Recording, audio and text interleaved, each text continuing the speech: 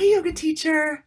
How do you create an experiential and engaging yoga workshop for your students so they keep coming back time and time again? That's what we're talking about today.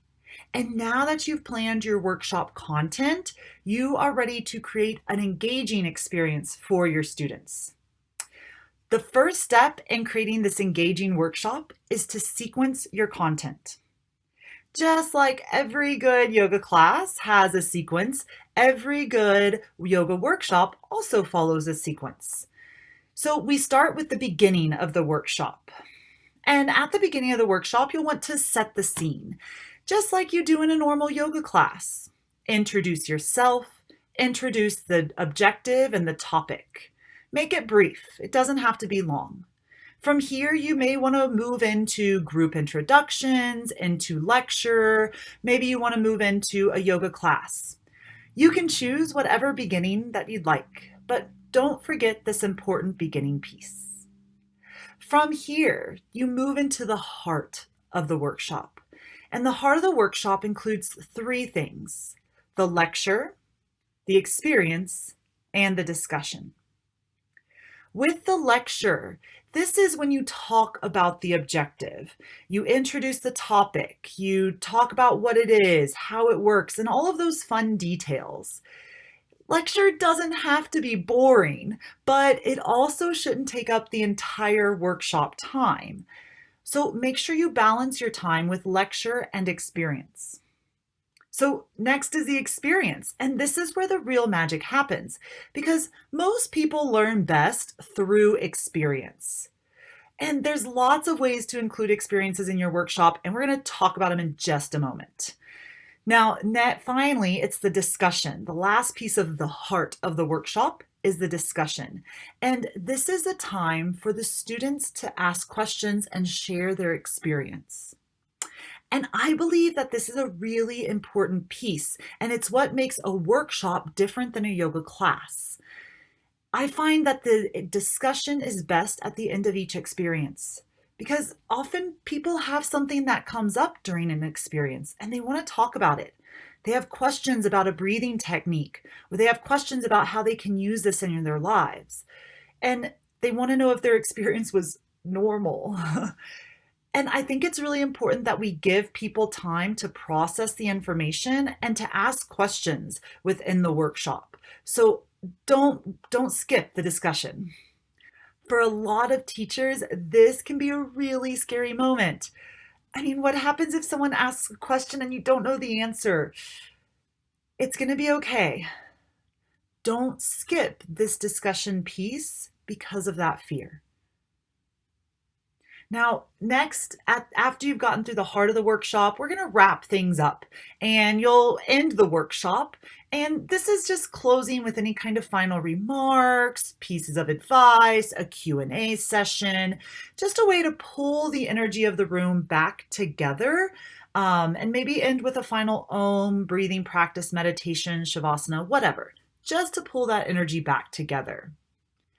And finally, at the end of your workshop, add some time in for feedback and testimonials. You really want to make sure that you capture testimonials and people's feedback. So make sure you include a way for people to work with you in the future. Add all of this information into the time, because if you don't, I found people leave and they never give you that testimonial or feedback. So just include 5 or 10 minutes at the end of class, and always make sure that you're available for discussions at the end of the workshop as well. Here's a basic workshop sequence. There's lots of great ways to create a good workshop sequence, but I find the above method provides the best results. I can provide a lot of streamlined and focused information. My students stay engaged and active, and we're able to integrate the information through discussion. Choose experiences for each workshop objective. This is the fun part. There are lots of different ways to add experiences in your workshop. Here's some examples: yoga classes, quizzes, partner work, group discussion, meditation, pranayama, mudra practices, teaching practice if you're working with yoga teachers, fill in the blank worksheet, self-inquiry. The options are endless, y'all. So look through your workshop and choose what experiences you want to provide for each workshop objective. Here's my example for my Ayurveda for Yoga Teachers workshop. Now, I want you to set your timing. Experiences can take quite a bit of time, but I promise it's completely worth it. However, we do need to set some boundaries with our time to ensure that we stay on task, we cover all the information, and we honor the time of our students as well. So I suggest limiting your discussion to only about 5 to 15 minutes per experience. I found that people, once they start talking, they really like to talk. And sometimes our discussion time can take 30 or 45 minutes. So try and limit this time to only 5 to 15 minutes, okay? Now, here's my Ayurveda for Yoga Teachers example. You'll see that I've structured it in a way that I have lots of lecture time, I have my experience, and then we have the sharing time. And each sharing time is only about 15 minutes. Now, this is for a really long workshop. So maybe your workshop's going to be a bit shorter. That's fine. Now that you've created your workshop sequence, you know the experiences to include, you can start building your worksheets from here. And worksheets aren't required, but I like to provide worksheets because it helps keep me on track. So I at least create a worksheet for myself to help me stay on topic, and I suggest that you do the same. Plus, I like providing worksheets for my students because it's nice to have some kind of handout for your students so they can take notes.